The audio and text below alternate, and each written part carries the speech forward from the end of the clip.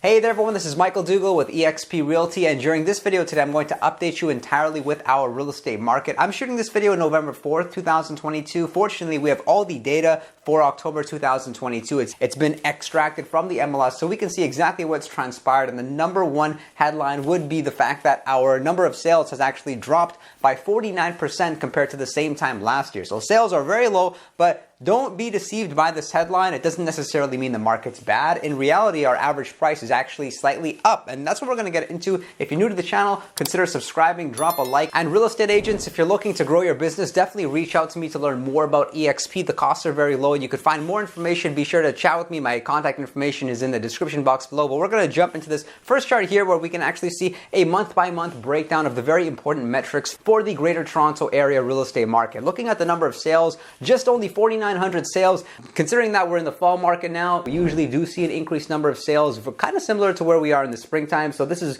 really surprising, especially because of the fact that we have more active listings. If we just look at this number and how many sales took place during the very hot market, specifically February, and even in March, there was almost 11,000 sales. And so it's a very interesting market right now. Sellers, some of them are a bit apprehensive about putting their home on the market because they feel that for some reason there are no buyers out there. When there are actually buyers out there, there are smart buyers looking for property. They're able to find a property to their liking, and they're able to actually be in a position where they can negotiate, because what's going to happen is once there's more buyers back in the market, it seems like people are on the sidelines right now, it's going to be expected that buyers are going to be in bidding wars, and the days on market is going to be especially low. So if you are considering buying, I don't necessarily think it's the wrong time. I think it's the right time. You just have to find the right property. Now, looking at the number of active listings, there's no surprises here. We're almost around the same amount as we were back in September and August. So what we're seeing is for the homes that are being sold, they are being replenished with new listings that are coming on the market. So buyers in most areas, they're able to find like a few choices for the specific property that they're looking for. There's not like an abundance of choices. There are some areas where there's actually still very low inventory, surprisingly, and sellers that are putting the properties on the market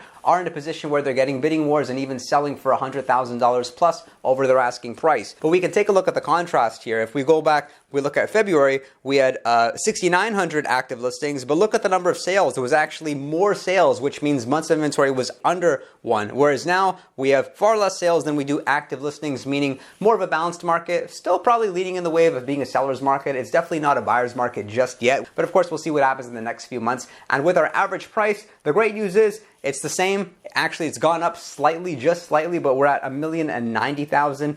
In September, $1,090,000. August, $1,080,000. But looking back at October 2021, wow, our average price was $1,160,000. So now for pretty much all home styles and all areas, the values have decreased, with a few exceptions. Like we have seen condos in some specific areas that are actually up year over year by about 1 to 2%. And days on market, it's 3 weeks, only 21 days. Expect that from the time that you list your property on the MLS, it's going to take 21 days to sell, and that actually includes the period that it takes to get a home inspection done and to get satisfactory finance in place. And September, 23 days on the market, August, 22 days on the market, which would indicate for a lot of people that maybe the market was a bit better for sellers, but that hasn't been my experience. From being in the market in August and September, homes were actually able to achieve a slightly higher price. Right now, it seems that the market is actually trending downwards. In fact, I'm expecting the home prices to slightly go down in value from now until the end of the year, but not by much. We're looking for most areas by 2 to 4%, and then we'll see what happens next year. And in this next chart here, what we're looking at is the average price, specifically by property type, by detached, semi-detached, townhouses, and condo apartments. We can see detached,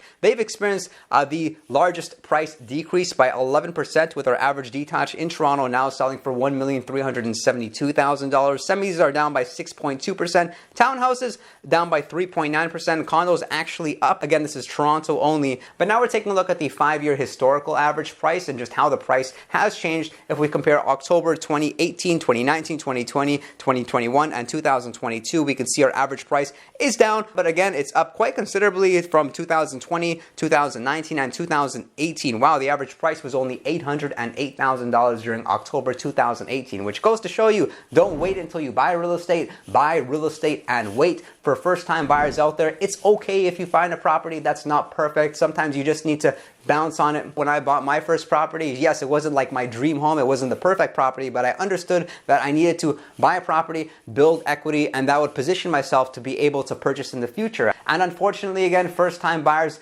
The Greater Toronto area is a very desirable place to live in. Therefore, you can only assume that the average price will be going up long term. And that's only what I've been exposed to. My parents have been selling real estate now for about 30 years. We've only seen the average price go up, with the exception of a few periods that as shown over here based on this data. But because buying something in this market, it takes a lot of the stress away. You're not as likely to be in a bidding war position where you're having to make emotional decisions, you're having to be in a rush. No. You can purchase calmly. I can help you with that. And for sellers, especially if you're considering upsizing, now is a great time. Let's say if you're moving from a condo over to like a single family home, semi-detached home, or a townhouse, financially it just makes more sense because those properties, the larger ones, in most cases, they've experienced a price decrease, but it's just that the spread between how much you sell for and buy for is a lot less than what it would have been 6 months ago. Or if we look even at next year, let's say we're assuming that the prices will be coming up. So if you are considering buying or selling, like I've said, my customers get excellent service. And hey, if you're a real estate agent, you're ambitious to make it happen,